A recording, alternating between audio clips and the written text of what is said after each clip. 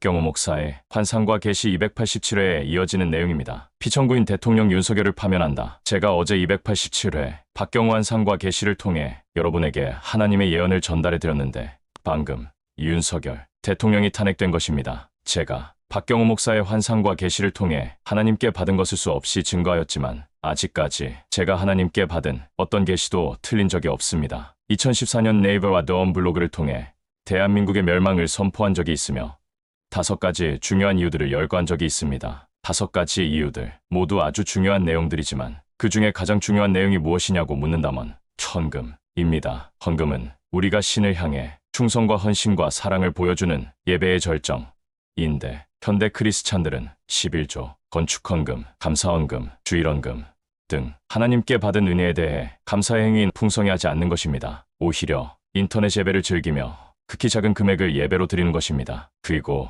이것이 하나님께서 대한민국의 젊은 사람들을 가난하게 하며 삶을 피폐하게 하는 이유인 것을 전혀 모르는데 어떤 교회도 하나님께 열심을 다해 헌금하도록 독려하지 않는다는 것입니다. 밤낮 보호해 주시고 각종 소원들을 성취시켜 주시며 수많은 죄를 성결의 보혈로 용서해 주시며 먹을 것 입을 것 기본적인 모든 것을 책임져 주시고 거듭나게 하시고 구원에 이르게 하시고 영생에 이르게 하시며 인간의 최종 목표 지점인 천국으로 인도하시는 궤정에서 무한한 사랑을 주시는 우리 아버지 하나님, 우리 영혼의 구세주 예수님, 끊임없는 감동과 감화로 인도하시는 성령님, 삼위일체 하나님을 향해 그 은혜를 직접적으로 표현하는 헌금에 지극히 인색하다는 것입니다.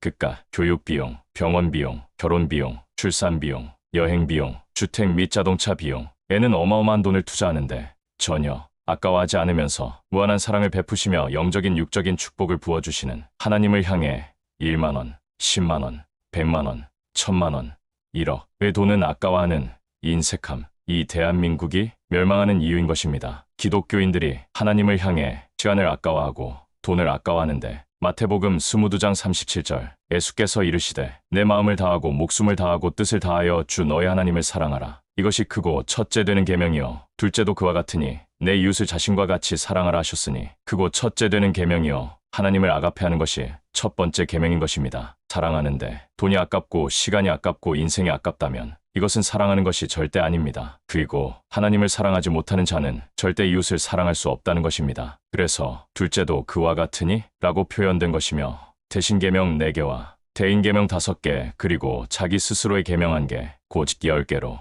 계명이 구성된 것입니다. 자기를 사랑하는 자는 하나님을 사랑할 수도 없고 이웃을 사랑할 수 없습니다. 사랑의 증거는 돈입니다.